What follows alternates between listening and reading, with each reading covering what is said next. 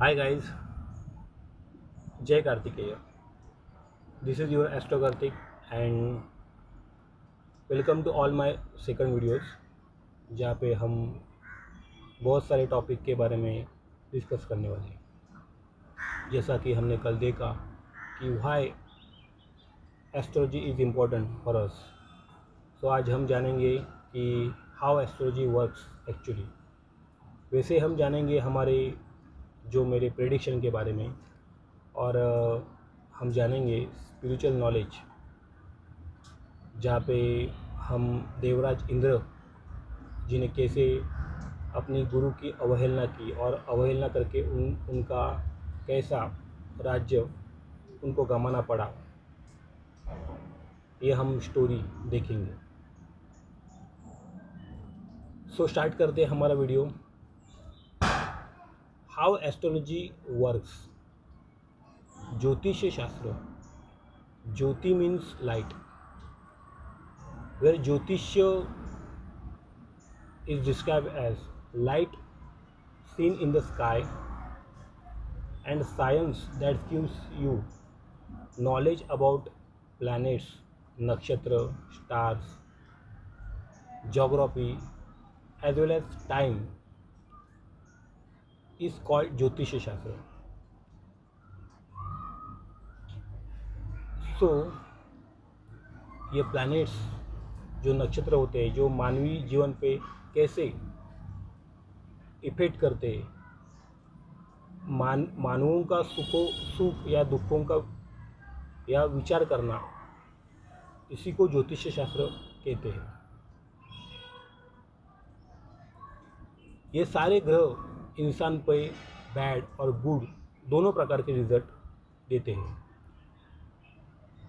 Like the motion of the moon, समुद्र का पानी जैसे बढ़ता है, भरती आती है और फिर कम होता है, वैसे ही ये प्लैनेट्स हमारे जीवन पर अच्छे बुरे रिजल्ट देते हैं। सो ज्योतिष्य में वैसे तो बहुत सारे टॉपिक है, बहुत सारे मतलब पार्ट्स है।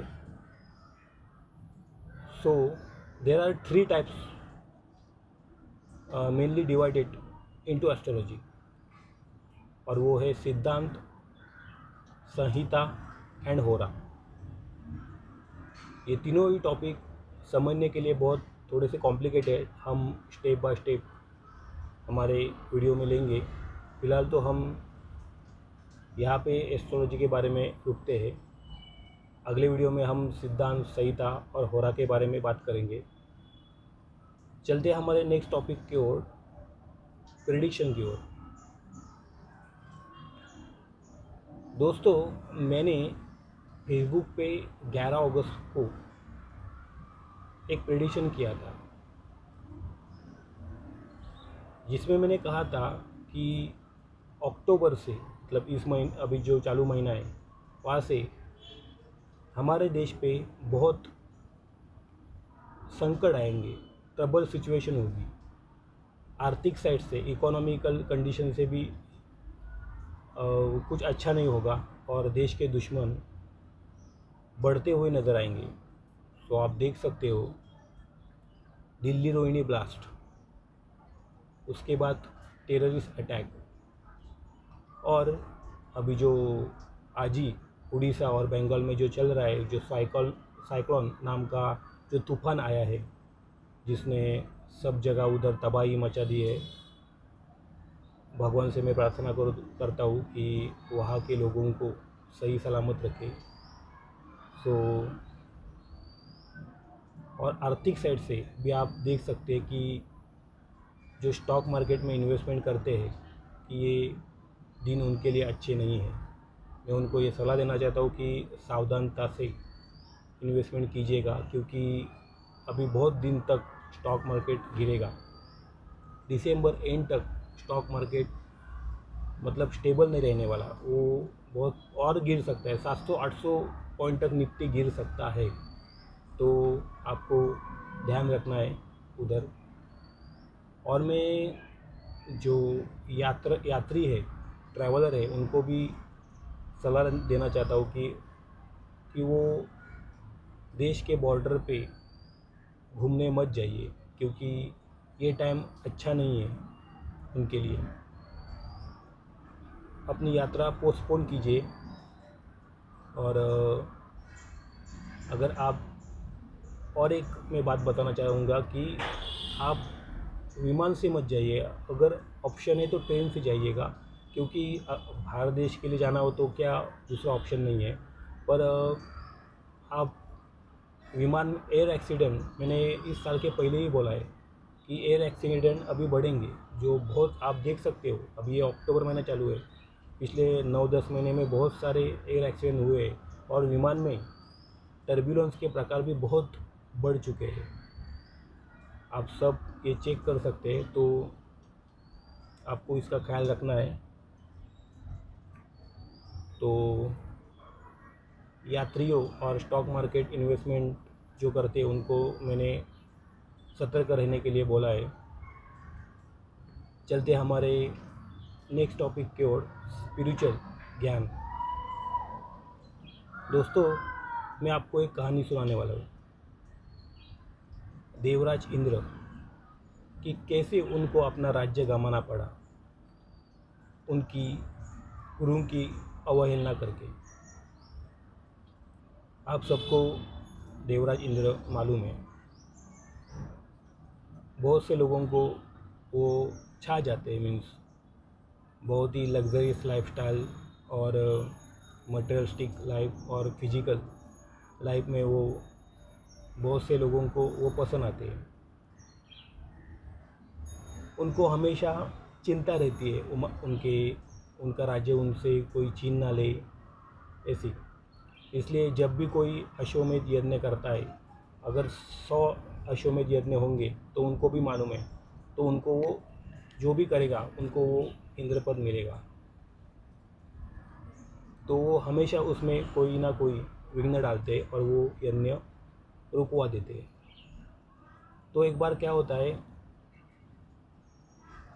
देवराज इंद्र जी अपने सुधर्मा सभा, जहाँ पे वो बैठे थे, और उनके साथ बाकी के देवगण भी बैठे थे, अप्सरों का नृत्य गान चल रहा था, मदमस्त होके सब एंजॉय कर रहे थे। तो तभी देवों के गुरु बृहस्पति जी वहाँ आते हैं। उनको आता देख बाकी के सब देवगण उनको उठ के प्रणाम करते हैं। बृहस्पति जी भी उनका प्रणाम बड़े आदर से स्वीकारते हैं। पर देवराज इंद्र जी उनको देखने के बावजूद भी उनको प्रणाम नहीं करते और उनको बैठने के लिए भी नहीं बोलते।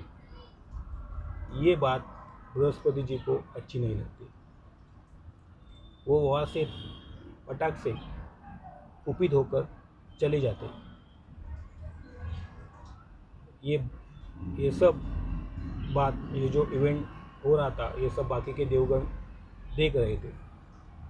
थोड़ी देर के बाद अप्सरों का नृत्य गान ख़त्म हो जाता है। तो देवराज इंद्र भी उनका भी वापस ध्यान अपनी सभा में आता है। तो वो पूछते हैं कि बृहस्पति जी किधर है। तभी उस टाइम वहाँ नारद जी आते हैं और उनको बोलते हैं कि अरे इंद्र, तुमने क्या किया, तुमने अपने गुरु की अवहेलना की है, उनके साथ तुमने डिसरिस्पेक्ट किया है। इसकी वजह से वो क्रोधित होकर यहाँ से चले गए। तभी इंद्र एकदम सतर्क होते हैं, उनको समझता है कि उनसे क्या गलती हुई है।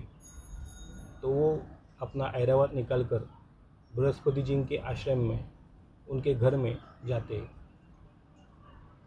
वहाँ जाने के बाद बृहस्पति जी वहाँ नहीं रहते।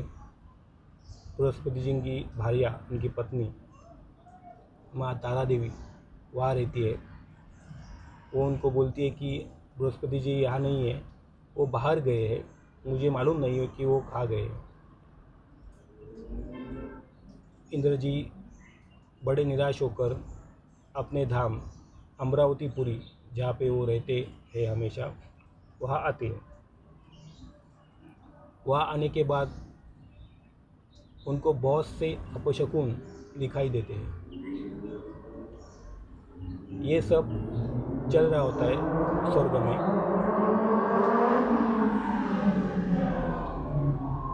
तभी जो पाताल देव में पाताल में जो राजा बलि राजा राज्य कर रहे थे, उनको ये इंद्र की करतूत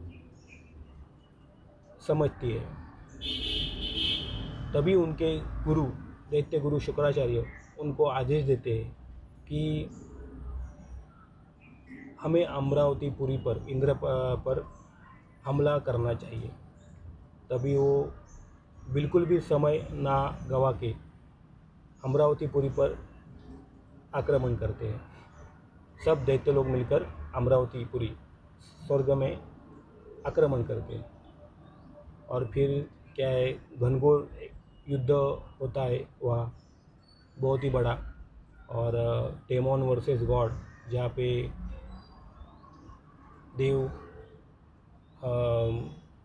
देवों को परास्त किया जाता है, देव हारे जाते हैं और इंद्र को भी भागना पड़ता है। और जो इंद्र जी की भार्या पत्नी इंद्राणी शची देवी है, उनको भी बुरी नज़र से छुपना पड़ता है।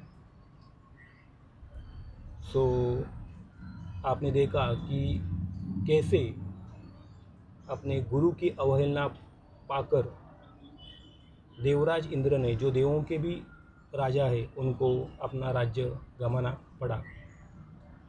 तो हमको भी इससे सीखना चाहिए कि हमें हमारे गुरु की कभी भी अवहेलना नहीं करनी चाहिए, हमेशा उनका रिस्पेक्ट करना चाहिए। उनका मन कभी भी हमको हर्ट नहीं करना है। तो